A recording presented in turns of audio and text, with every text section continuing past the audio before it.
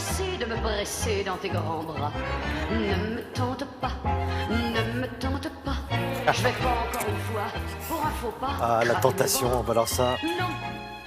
C'est justement, on va en parler de la tentation, justement. Et je pense qu'Isabelle a envie de mettre les choses au point quand vous entrez dans les supermarchés, où vous êtes souvent tenté. Et c'est là qu'on commet souvent quelques erreurs, quoi. C'est ça, en gros. Mais vous savez, le choix en supermarché a été multiplié par 10 en quelques décennies. Donc on a des rayons qui débordent de nouveautés. Les fabricants nous proposent régulièrement des innovations que nous acceptons ou pas, parce que de toute façon, c'est toujours le consommateur qui décide. Il n'empêche que ces innovations, il faut bien les mettre au point. Alors, nous avons rencontré une nutritionniste, une professionnelle qui connaît bien l'univers industriel, la composition des produits, la nature des ingrédients, et qui est en train de remettre à jour, je dirais, l'école du bon sens. Parce que c'est vrai que dans les produits industriels, il y a beaucoup de composants, d'une part, donc il faut savoir lire ces composants et savoir ce qu'il est bon de consommer ou peut-être un peu moins bon de consommer, en tout cas pas de façon trop régulière. Ça, c'est la première chose. Et puis, elle revient aussi sur un certain nombre d'idées reçues. Par exemple, on entend beaucoup dire en ce moment qu'il faut supprimer le sucre.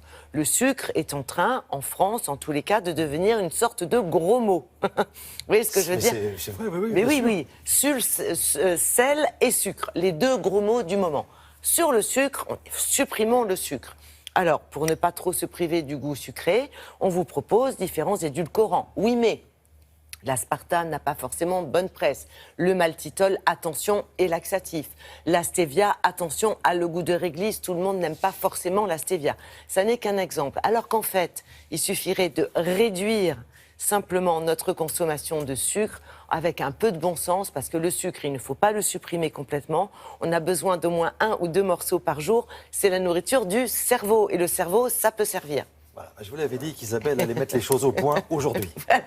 Donc pour la suite, eh bien, nous avons consulté Béatrice de Rênal qui essaie de tordre le cou à toutes ces idées reçues qui aujourd'hui sont très présentes. Écoutez.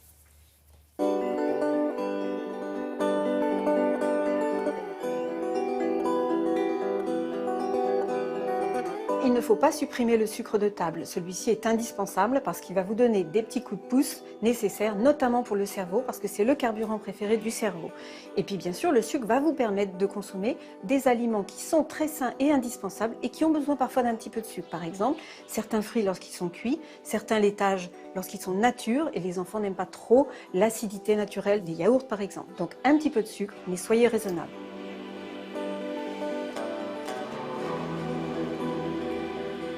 Les graisses végétales ne sont pas meilleures que les graisses animales. Par exemple, certaines graisses végétales qui sont solides à température ambiante, par exemple la graisse de coco ou copra qui remplace souvent la graisse de palme, ou alors la graisse du cacao, sont bien moins bonnes que certaines graisses animales qui, elles, sont parfois fluides, comme par exemple les huiles de poisson, ou bien alors même le beurre. Donc il faut un petit peu de tout. Les protéines, on en mange trop aujourd'hui en France. Donc il ne faut pas exagérer sur les protéines, même si on entend parler beaucoup. En réalité, le PNNS, donc le Programme National Nutrition Santé, vous le dit bien, il faut manger du poisson ou de la viande 1 fois par jour et pas 2 fois par jour. Les fruits et légumes qui ne sont pas bio ne sont pas forcément bourrés de pesticides. Je ne dis pas forcément parce qu'en réalité, les contrôles qui ont été faits ont montré que la plupart des produits étaient en dessous des normes européennes. Ça veut dire que c'est un niveau acceptable. Bien sûr, il y a énormément de traitements dans certaines cultures de fruits et de légumes, oui. Mais il y a des règles de protection du consommateur qui font que les traitements doivent s'arrêter quelques jours avant la récolte. Et évidemment, il faut quand même laver les fruits, laver les légumes soigneusement avant de les consommer. L'étiquetage d'un produit est normalement clair pour un consommateur à condition de le voir. C'est-à-dire que l'étiquetage, il n'est pas marqué en face principale d'un produit, il est marqué au verso. Donc au verso, cherchez la liste des ingrédients et là vous savez parfaitement ce que vous achetez. Mais ne vous fiez pas simplement à la face principale. Je vais vous dire, c'est passionnant parce qu'on apprend beaucoup de choses. Donc Merci, l'idéal, Thierry. ça serait d'ouvrir l'œil avant d'ouvrir la bouche. Eh bien, c'est justement le titre du livre de Béatrice de Rênal chez Michel Lafon, je crois. Voilà, c'est le bon éditeur.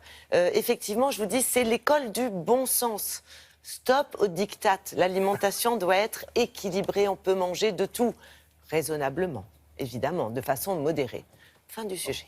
Merci beaucoup Isabelle.